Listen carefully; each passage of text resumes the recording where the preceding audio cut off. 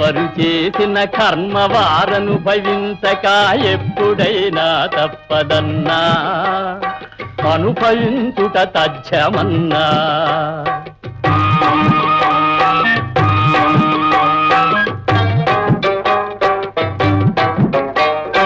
మొగుడు ముండైతేను కొడుకు వెధవైతేను పెళ్ళాల ప్రవసాగునన్నా.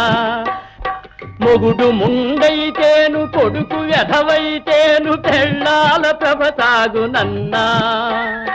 అయిన వారు లేక కాని వారికి గాక ఈ మొండి బ్రతుకెందుకన్నా, ఈ మొండి బ్రతుకెందుకన్నా.